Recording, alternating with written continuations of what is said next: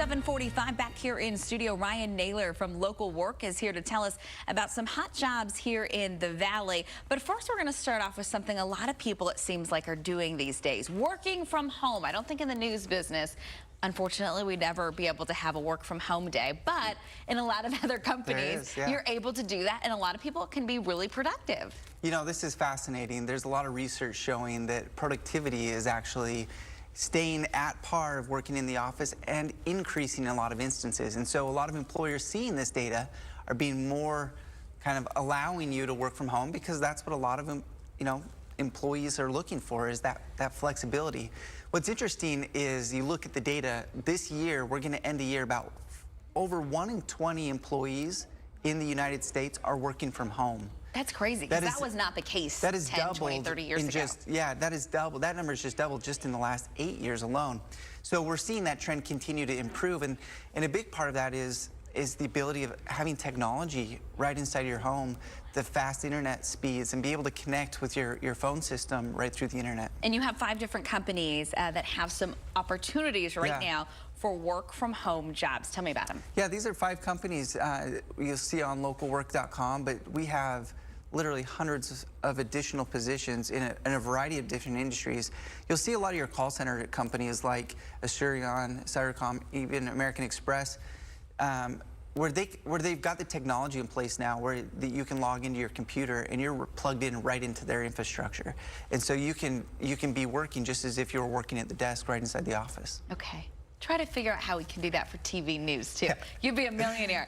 Next, we do want to talk about a new employer here in the Valley. Tell me about this energy company. Yeah, so the growth in Arizona is outstanding, but specifically in the manufacturing industry, we're seeing a big, robust push, especially out in the West Valley.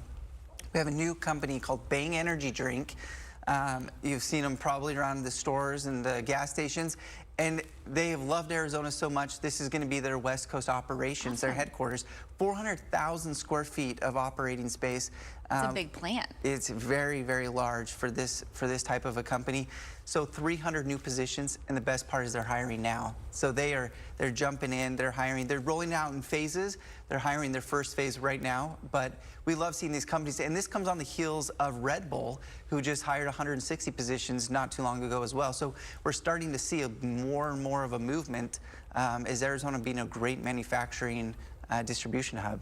So obviously, before you get the job, you got to do the interview. That's right. You've got some tips. We're going to talk about the behavioral interview. First, explain what that is. This is the part that just gets most job seekers really tripped up in the interview. It's, tell me a time when, you caught your boss getting upset at you, and how did you react to that? They're very, experiential on your experience in the office. The hardest part is knowing what to say, because you get flustered, your face gets red. Well, mine always gets red. But what happens is you need to reflect on an experience, but most importantly is always draw on what you learned from it and how you apply it to your next job. That's the trickiest part of this. They don't really care what your answer is. They just want to see what you learned and how you're going to benefit from it. So we've got a full list on Local Work of all the different behavioral interview types. Practice them. It makes a big difference. Okay, 2020, obviously, right around the corner. Yeah. How do you think the job market is going to be for the Valley?